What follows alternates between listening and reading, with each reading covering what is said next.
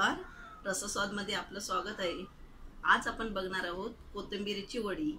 त्यासाठी लागणारे साहित्य बघूया।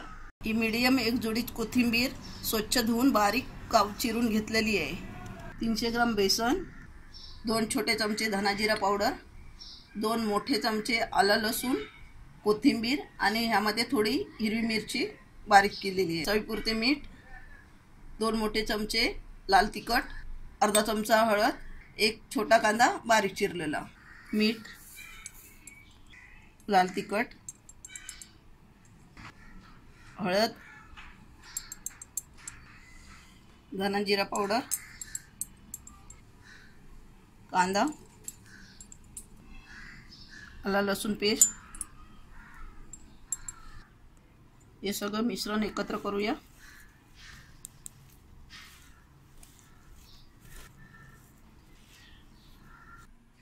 मिश्रण आपलं चांगलं एकजीव झालेलं आहे आणि बेसन घालून घेऊया, मिक्स करून घेऊया। जेवढं आपल्याला पाणी लागेल तेवढं थोडं थोडं पाणी घालायचं आहे आपल्याला।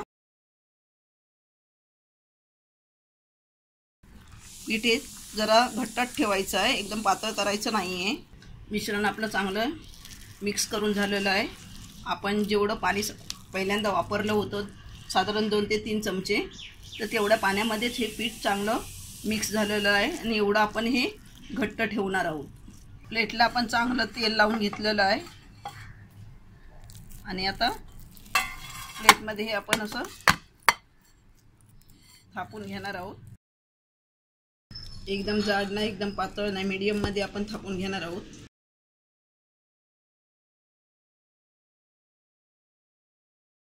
आपण हे एकदम जाड नाही, एकदम पातळ नाही, मीडियम मध्ये थापून घेतलेलं आहे आणि हे आता आपण कुकर मध्ये ठेवून देऊया। हा मोठा कुकर घेतलाय मी आणि त्यामध्ये 1 ग्लास पाणी घातलेलं आहे कुकर मध्ये आणि डबा एक ठेवलेला आतमध्ये। तर ही एक छोटी वाटी ठेवली मी आतमध्ये आणि ह्या छोट्या वाटीमध्ये एक डिश ठेवली आहे। त्या डब्यावरती पुन्हा ही एक प्लेट ठेवलेली आहे। तुमच्याजवळ जशी प्लेट बसवायला जागा असेल कुकरमध्ये त्याप्रमाणे तुम्ही 1 2 3 प्लेट असे बसू शकता। कुकरला झाकण लावून देऊया आणि 3 शिट्या करून घेऊया।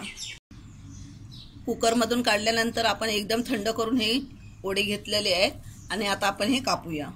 जसं आपल्याला आकार पाहिजे त्या पद्धतीत आपण त्या आकारामध्ये कापायचं आहे आणि हे पूर्ण थंड झाल्यानंतरच कापायचं आहे, कारण जरा गरम असलं तर ते जरा कुस करतील, त्यामुळे थंड करूनच कापून घ्यायचं।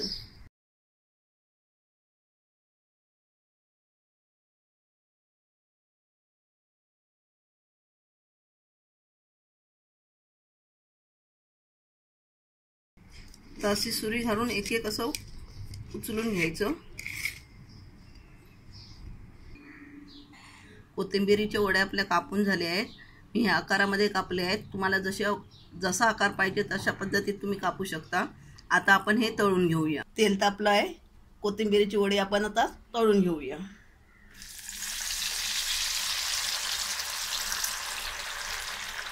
गॅस बंद ठेवलेला आहे।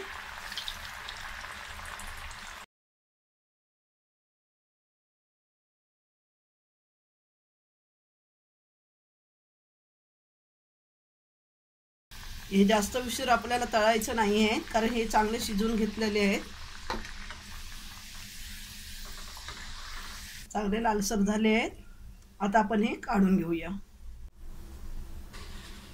अशा प्रकारे आपण सगळे वड्या तळून घेऊया। कोथिंबीरीच्या वड्या बनवून तयार झाल्या आहेत। अशा प्रकारे केले तर खूप चविष्ट होतात। तर तुम्ही पण असे करून बघा आणि मला कळवा। हा व्हिडिओ आवडला असेल तर लाईक करा आणि रसस्वादला सबस्क्राईब करा। धन्यवाद।